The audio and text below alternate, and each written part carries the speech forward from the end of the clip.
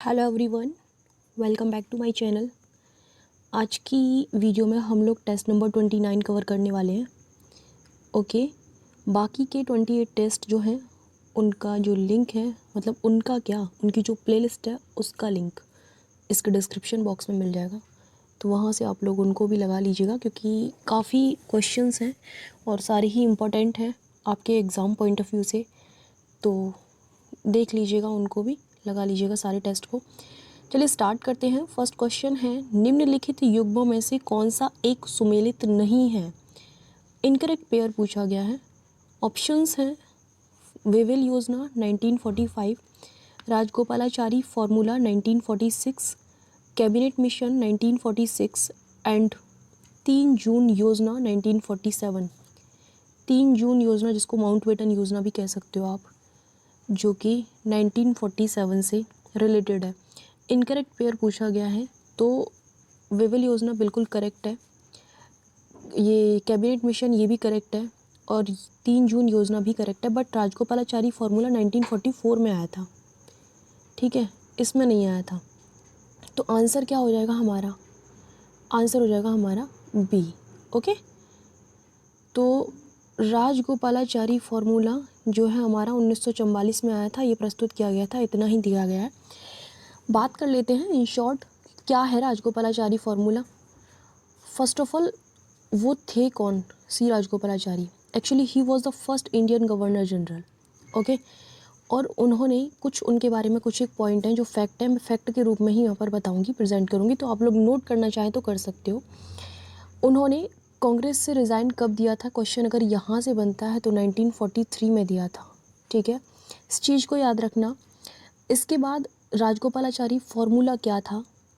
इसमें ये था कि उस टाइम पर कांग्रेस और मुस्लिम लीग दोनों में कुछ मतभेद थे, और मतभेद इसी चीज़ को लेकर थे कि जो मुस्लिम लीग थी उसकी डिमांड ये थी कि हमें एक अलग नेशन चाहिए, है ना, प्रथम पाकिस्तान की जो वो हो रही थी मांग, अलग नेशन चाहिए। लेकिन जो राजगोपालाचारी थे उनका मानना ये था कि अगर ऐसी सोच तब तक चलती रहेगी, मतलब कि ये दोनों ही जो गुट हैं, आप दोनों गुट कह सकते हो उनको, कांग्रेस एंड मुस्लिम लीग, जो दोनों की जब ये दोनों ही एक दूसरे के अगेंस्ट हैं, तो फ्रीडम की बात तो हम कर ही नहीं सकते हैं, है ना।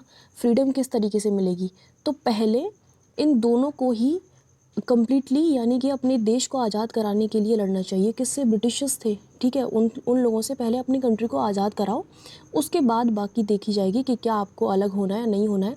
उसके बाद का फॉर्मूला इन्होंने ये सोच रखा था कि ठीक है, पहले हमें पूरी तरीके से आज़ादी मिल जाए, उसके बाद हम जनमत संग्रह कराएंगे, यानी कि वहाँ के लोगों से पूछेंगे कि आपको कहाँ रहना है या कहाँ नहीं रहना है, ठीक है। ये चीज़ थी इन टोटल। इसमें क्या था कि जो प्रथम पाकिस्तान की मांग हो रही थी उस चीज़ पर इसमें जोर दिया गया था, ठीक है, ये चीज़ थी।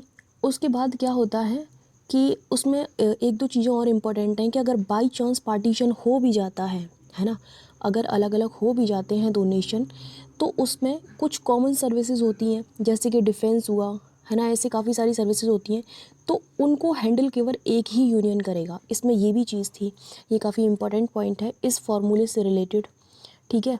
उसके अलावा अब इसके बाद होता क्या है कि अब ये सारी चीज़ें लागू कब होंगी, इम्प्लीमेंट तब होंगी ना, जब आपको इंग्लैंड जो है वो आपको एक पावर ट्रांसफ़र करेगा, किसको? इंडिया को।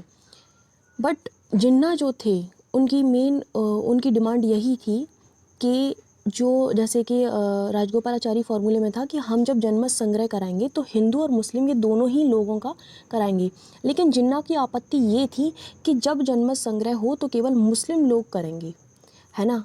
तो भाई एक ही चीज़ का आप फेवर ले रहे हो तो कैसे हो सकता है ना, वो तो न्याय नहीं होगा। तो इस चीज़ के अगेंस्ट थे राजगोपालाचारी फार्मूला। इन टोटल ये फार्मूला जो था वो पूरे तरीके से निष्फल हुआ, यानी कि विफल हो गया, कोई इसको सफलता प्राप्त नहीं हो पाई थी। उसके बाद इसको सॉल्व करने के लिए एक और पैक्ट आया था जो कि काफ़ी ज़्यादा इम्पोर्टेंट तो नहीं है। उस पैक्ट में वो था देसाई लियाकत पैक्ट, ठीक है, जो कि 1945 में आया था।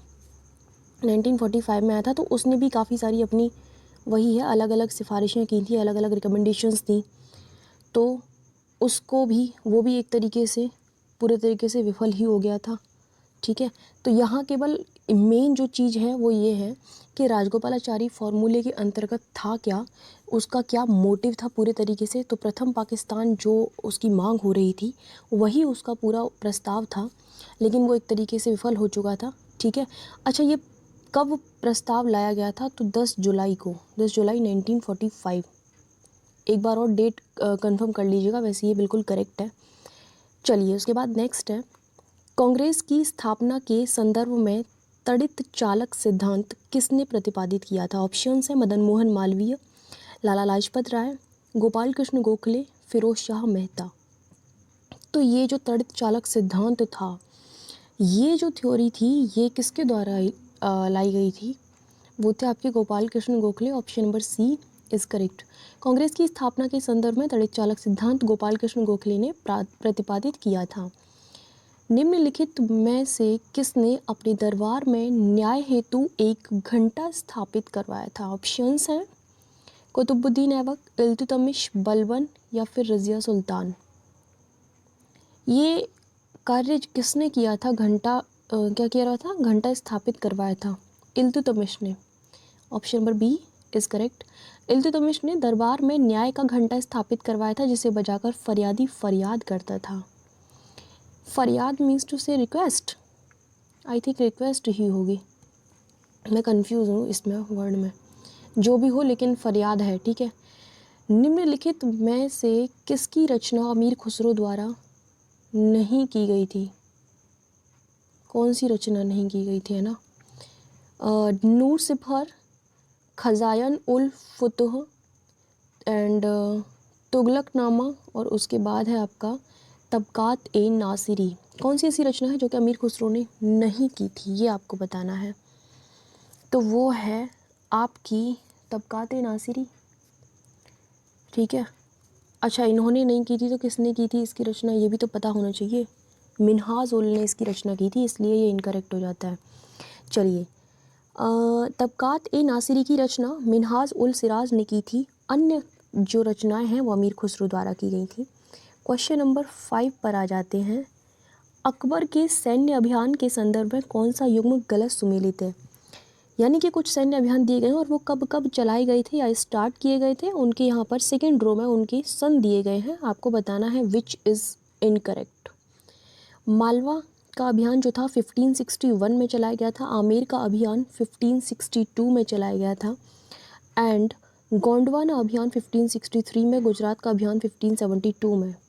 विच इज़ इनकरेक्ट, क्योंकि ये 1564 में चलाया गया था, 63 में नहीं चलाया गया था। Option number C is correct. Akbar द्वारा गोंडवाना अभियान 1564 में किया गया था। यहाँ की रानी दुर्गावती थी, जिन्होंने पराजित होने से पहले क्या कर लिया था? आत्महत्या कर ली थी। नेक्स्ट है, निम्नलिखित में से कौन मौर्यकालीन इतिहास का स्रोत है? ऑप्शंस हैं विशाख दत्त का मुद्रा राक्षस, कौटिल्य का अर्थशास्त्र, मेगस्थनीज की इंडिका या फिर उपरोक्त सभी। बहुत ही इजी क्वेश्चन है, इससे ज़्यादा इजी क्वेश्चन नहीं मिलेगा, क्योंकि ये सारे ही स्रोत हैं हमारे मौर्यकालीन इतिहास के। विशाख दत्त की इंडिका है नहीं, गलत हो गया, ये टाइप गलत कर दिया है। विशाख दत्त का मुद्रा राक्षस एंड कौटिल्य का अर्थशास्त्र व मेगस्थनीज की इंडिका मौर्यकालीन इतिहास की जानकारी का स्रोत है, इसको करेक्ट कर लीजिएगा। ओके, नेक्स्ट है, सही सुमेलित कीजिए और कूट के माध्यम से सही उत्तर का चयन कीजिए। जी बिल्कुल, चलिए तो पहले शुरुआत करते हैं। कुछ दर्शन दे रखे हैं और उनके प्रतिपादकों के नाम दिए गए हैं, आपको बताना है कि पहले मैच कर लेते हैं, उसके बाद ही बताएंगे आंसर। तो सारे ही बहुत ईजी हैं, सारे पढ़े हुए हैं, कोई भी ऐसा नहीं है जिससे आप बिल्कुल भी फैमिलियर ना हो। ओके, तो एक एक करके हम मैच करते चलते हैं, उसके बाद देखेंगे करेक्ट क्या है। सांख्य, कपिल, योग, योग किसका है? पतंजलि। एंड बात करते हैं अगर न्याय की, तो that is by Gautam. And next है पूर्व मीमांसा, जैमिनी। लगा लीजिए पता, ए का चौथा है और बी का तीसरा है। भाई ए का चौथा है तो हम तो इससे पता लगा सकते हैं, डी आंसर होना चाहिए, बिल्कुल सही है। दर्शन और प्रतिपादक सांख्य, कपिल, योग, पतंजलि। बात करते हैं न्याय की तो गौतम के द्वारा और पूर्व मीमांसा जैमिनी के द्वारा। Next question statement and reason वाला है। हड़प्पा समाज मात्र सत्तात्मक प्रतीक होता है क्योंकि हड़प्पा स्थलों से बड़ी संख्या में स्त्री मृण मूर्तियाँ प्राप्त हुई हैं। क्या ये सही है? पहले तो यही पता लगा लें कि ये दोनों सही है कि नहीं, है ना। स्पष्टीकरण तो बहुत दूर की बात है। तो देखिए बात कुछ ऐसी है, ये दोनों बिल्कुल सही हैं लेकिन स्पष्टीकरण सही नहीं है। ऑप्शन नंबर बी करेक्ट हो जाएगा। हड़प्पा समाज मात्र सत्तात्मक प्रतीत होता है। हड़प्पा स्थलों से बड़ी संख्या में प्राप्त स्त्री मृणमूर्तियों के आधार पर कहा जा सकता है कि सिंधु समाज मात्र देवी का उपासक था, ना कि इसका ये रीज़न है कि ये मात्र सत्तात्मक प्रतीत होता है। सो आंसर इसका बी हो जाएगा। उसके बाद नेक्स्ट क्वेश्चन है क्वेश्चन नंबर 9। प्राचीन काल में सुदर्शन झील का पुनरुद्धार किसने करवाया था? ऑप्शंस हैं रुद्रदामन, चंद्रगुप्त मौर्य, पुष्यमित्र शुंग एंड कनिष्क। कौन था सुदर्शन झील का पुनरुद्धार करवाने वाला? वो थे आपके Rudradaman. Option number A is correct.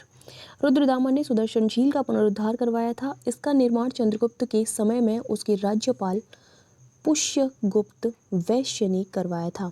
नाम याद रखिएगा भाई, ठीक है। हमने तो प्रश्न अपने अनुसार बना दिया है लेकिन आप ये नाम भी याद रखना।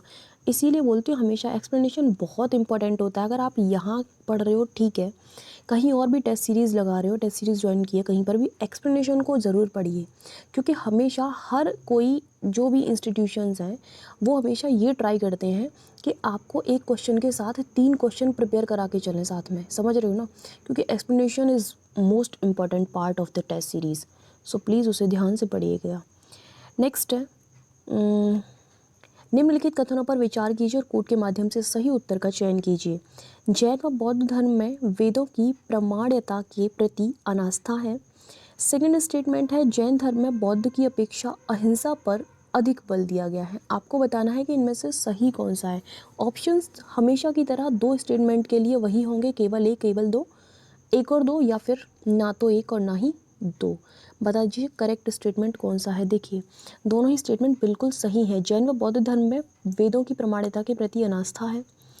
बात करें अगर जैन धर्म में बौद्ध की अपेक्षा अहिंसा पर अधिक बल दिया गया है। दोनों ही स्टेटमेंट करेक्ट होनी चाहिए अकॉर्डिंग टू मी, बिल्कुल सही है। सी उत्तर है इसका। नेक्स्ट क्वेश्चन है निम्नलिखित में से कौन सा सुमेलित नहीं है, कौन सा युग्म सुमेलित नहीं है। कुछ आर्टिकल्स दिए गए हैं और उनमें क्या क्या प्रोविजंस हैं सेकंड रो में ये बताया गया है। ओके, बात कर लेते हैं आर्टिकल 100 की, लोकसभा अध्यक्ष द्वारा निर्णायक मत। सेकंड है 137 में उच्चतम न्यायालय की पुनर्विलोकन की शक्ति। थर्ड है आर्टिकल 226 में उच्च न्यायालयों का अभिलेख न्यायालय होना। एंड लास्ट है 165 में राज्य का महाधिवक्ता। ये तो भाई हर किसी को पता होगा, है ना। उड़ते हुए भी इंसान बता देगा कि नहीं इसमें ये नहीं है, इसमें क्या है, ये भी तो पता होना चाहिए। रिट यानी कि आर्टिकल 226 के तहत उच्च न्यायालय को रिट जारी करने का राइट प्राप्त है, राइट, है ना। तो ये आपका क्या हो जाता है, गलत हो जाता है। अच्छा चलो ये तो हो गया कि इसमें है 226 में क्या है। अब ये भी तो पता होना चाहिए ये प्रोविज़न किस आर्टिकल में है ना, ये भी तो इम्पोर्टेंट है। ये है आपका आर्टिकल 215 में 215, ओके, याद रखना। तो सी आंसर जो है हमारा करेक्ट हो जाएगा बिकॉज ये गलत स्टेटमेंट दे रखा है वहाँ पर। अनुच्छेद 215 में उच्च न्यायालयों का अभिलेख न्यायालय होने का प्रावधान है, सॉरी, जबकि अनुच्छेद 226 में उच्च न्यायालय को रिट जारी करने की शक्ति का प्रावधान है। अन्य युग्म बिल्कुल सही है। इसी के साथ साथ लगे हाथ हमें ये भी पता कर लेना चाहिए कि ये उच्च न्यायालय को तो रिट जारी करने का राइट 226 में है, तो उच्चतम न्यायालय को किस आर्टिकल के तहत है, आर्टिकल 32, ठीक है, संवैधानिक उपचार। नेक्स्ट है लोकतांत्रिक शासन में सभी निर्णय जनता द्वारा लिए जाते हैं, जनता द्वारा चुने प्रतिनिधियों द्वारा लिए जाते हैं, राष्ट्रपति द्वारा लिए जाते हैं या फिर उच्चतम न्यायालय द्वारा लिए जाते हैं। आई थिंक तीसरी बार करवा रही हूँ इस क्वेश्चन को मैं, जहाँ तक मुझे लगता है। ऐसे क्वेश्चन जो बहुत ज़्यादा इंपॉर्टेंट होते हैं रिपीट हो जाते हैं वो, और ये रिपीटेड क्वेश्चन है, मुझे पूरा कंफर्म है ये, तो आपको पता होना चाहिए आंसर। वैसे तो आई थिंक आपको दिख ही गया है, मुझे ऐसा लग रहा है, मैं स्क्रॉल करते टाइम आपको दिख गया है।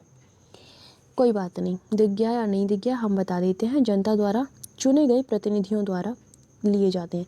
भाई देखिए, बात हो रही है शासन में निर्णय की, समझ रहे हो ना आप। अगर यही बनता है कि किसका शासन होता है तो आप कहोगे जनता का शासन होता है ना। लेकिन यहाँ निर्णय कौन लेता है? निर्णय थोड़ी जनता लेने जाती है। निर्णय कौन लेता है? वो सारे जितने भी रूल्स एंड रेगुलेशंस बनाए जाते हैं तो सिस्टम बनाता है ना उनको, तो हम थोड़ी लेने जाते हैं। अब चाहे वो हमारे अगेंस्ट हों या फिर हमारे फेवर में हों, कौन पूछने आ रहा है हमसे। तो ये होगा जनता द्वारा चुने प्रतिनिधियों द्वारा लिए जाते हैं। लोकतंत्र शासन का वह रूप है जिसमें सभी महत्वपूर्ण निर्णय जनता द्वारा चुने प्रतिनिधियों द्वारा लिए जाते हैं। क्वेश्चन नंबर 13 की बात करेंगे। निम्नलिखित में से कौन एक मौलिक अधिकार नहीं है? What a question. Fundamental right मेरा एक फेवरेट टॉपिक है अगर मैं कहूँ तो।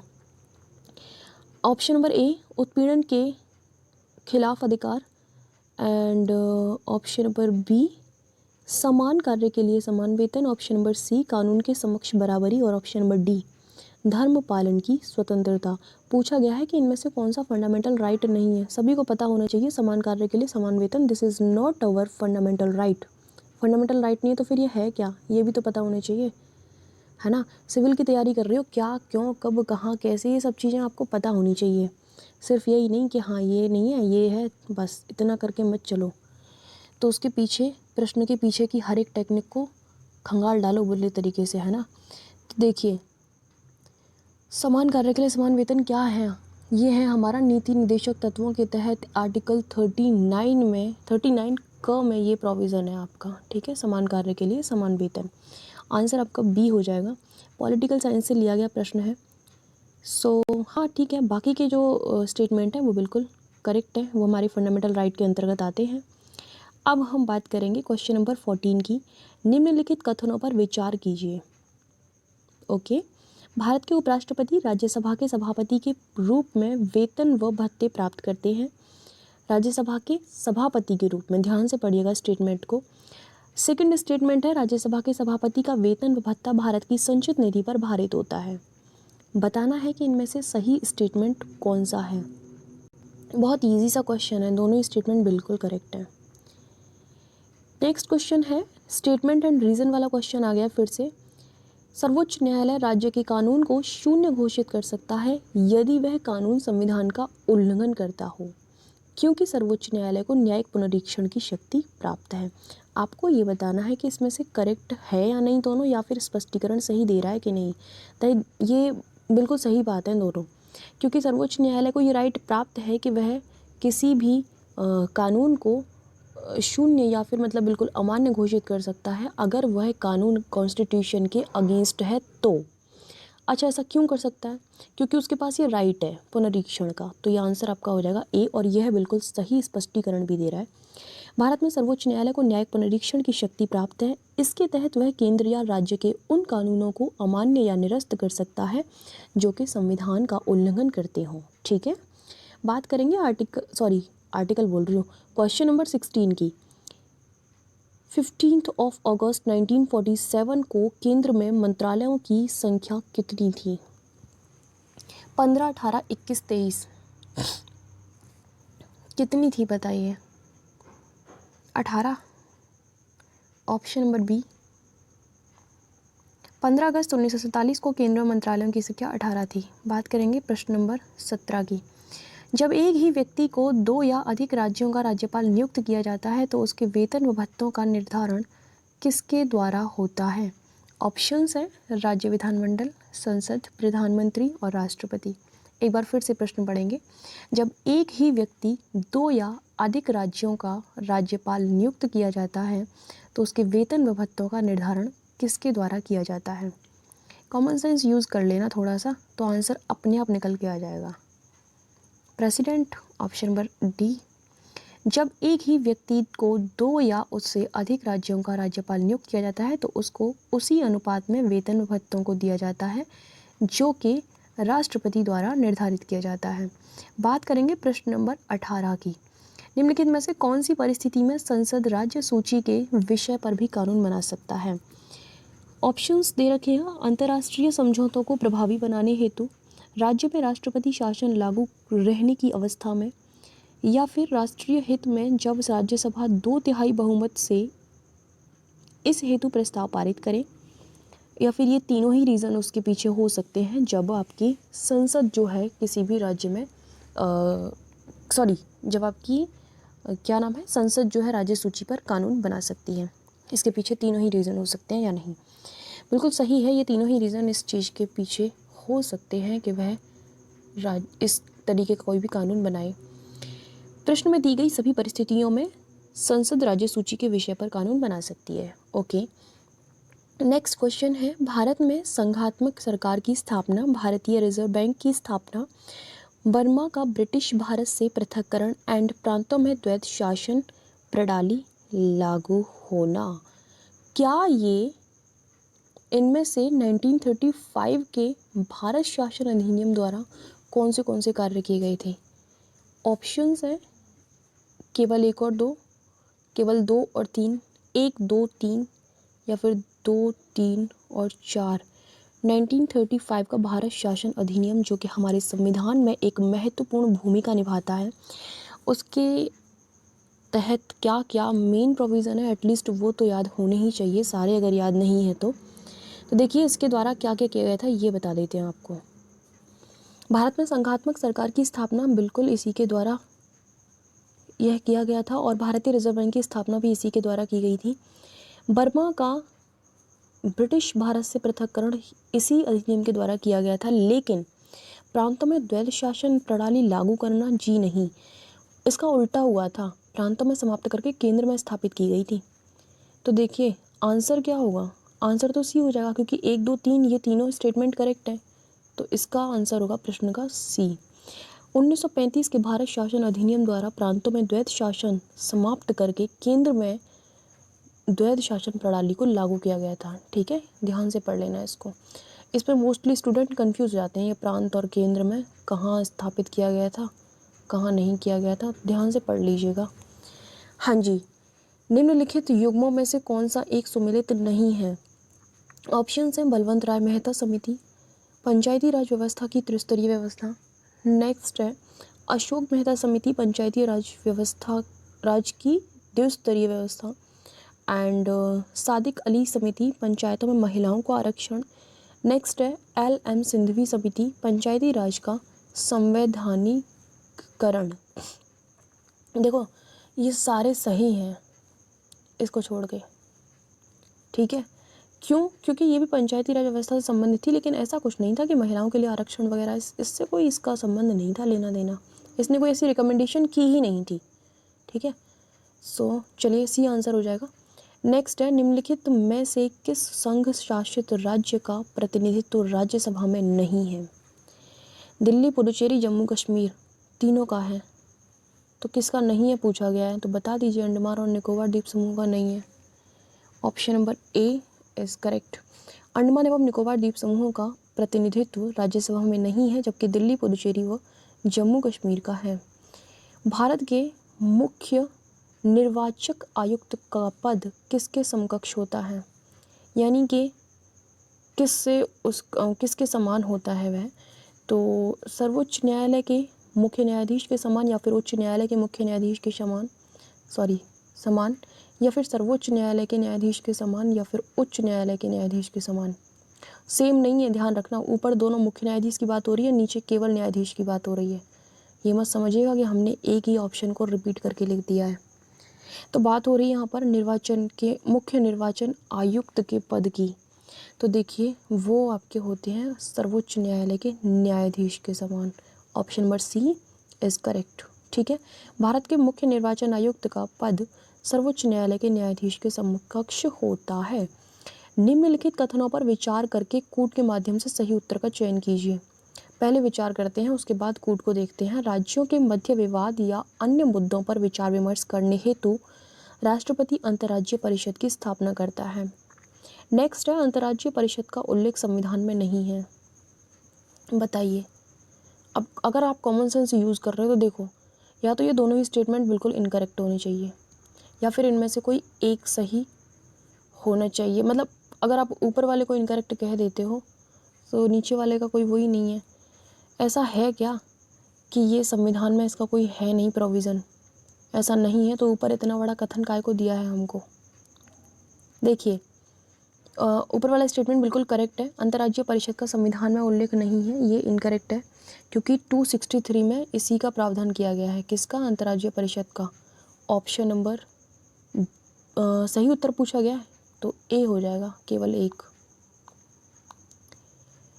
हाँ जी, ए आंसर इसका सही है, क्योंकि अंतर्राज्यीय परिषद का उल्लेख संविधान के अनुच्छेद 263 में किया गया है। अन्य कथन यानी कि ऑप्शन नंबर बी जो है वह करेक्ट है। सॉरी, बी नंबर का जो स्टेटमेंट है, अन्य कथन बिल्कुल सही है, ए करेक्ट है। ओके, बात करेंगे नियंत्रक एवं महालेखा परीक्षक के संदर्भ में दिए गए कथनों पर विचार करने के लिए। यहाँ पर एक प्रश्न दिया गया है, इसको लोक निधि का अभिभावक कहा जाता है। यह सिर्फ केंद्र की लोक निधियों से सभी व्ययों की लेखा परीक्षा करता है। नेक्स्ट है, यह भारत के वित्त पर नियंत्रक की भूमिका निभाता है।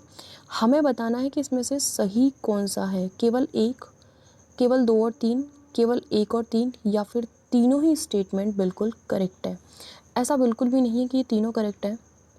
देखो, बात कुछ ऐसी है, मैंने पहले ही बताया कि जिन स्टेटमेंट में सिर्फ केवल ऐसे शब्द यूज हो जाते हैं वो मोस्ट ऑफ द टाइम वो करेक्ट नहीं होते हैं। अब ये बोला गया है कि यह सिर्फ केंद्र की लोक निधियों के सभी व्ययों की लेखा परीक्षा करता है, ऐसा गलत है। केंद्र नहीं, वह राज्य के भी, उसमें राज्य भी शामिल है। ठीक है, तो पहली चीज़ तो आप इसको क्लियर कीजिए। इसका मतलब ये हो गया आपका गलत, पहला तो सही है। उसके बाद है, यह भारत के वित्त पर नियंत्रक की भूमिका निभाता है। ऐसा कुछ भी नहीं है, नियंत्रक की भूमिका नहीं निभाता है, पर हाँ ये है कि उसका परीक्षण वगैरह ऐसी चीज़ें वो करता है, तो ये भी आपका इनकरेक्ट हो जाएगा। तो आंसर इसका ए होना चाहिए। ठीक है, नियंत्रक एवं महालेखा परीक्षक जिसका प्रावधान हमारे संविधान के आर्टिकल 148 में किया गया है, याद होना चाहिए आपको, वह केंद्र व राज्य दोनों की लोक निधियों का परीक्षण करता है। वह भारत के वित्त नियंत्रक का कार्य न कर केवल उसका परीक्षण करता है। ठीक है, बात करेंगे नेक्स्ट क्वेश्चन की। वित्त आयोग में एक अध्यक्ष के अतिरिक्त कितने अन्य सदस्य होते हैं? मोस्ट इम्पोर्टेंट क्वेश्चन है, जिसमें सदस्य होते हैं आपके, उसके अतिरिक्त पूछा गया, यानी कि अध्यक्ष तो होता ही, टोटल 5 होते हैं, तो उसके अलावा कितने हो गए? 4। वित्त आयोग का प्रावधान हमारे संविधान के किस आर्टिकल में है? 280। वित्त आयोग राष्ट्रपति द्वारा नियुक्त किए जाने वाले एक अध्यक्ष व 4 अन्य सदस्यों से मिलकर बनी एक संस्था है। कुछ भी कह लो, संस्था कह लो, जो मन में है वो कह लीजिए। चलिए, आपके ये क्वेश्चंस कंप्लीट हो चुके हैं, यानी कि टेस्ट नंबर 29 कंप्लीट हो चुका है। बाकी के टेस्ट भी लगा लीजिएगा, क्योंकि सारे ही क्वेश्चंस जो हैं इम्पोर्टेंट हैं। ओके, सो ठीक है, thank you so much for watching my video. मिलते हैं नेक्स्ट वीडियो में।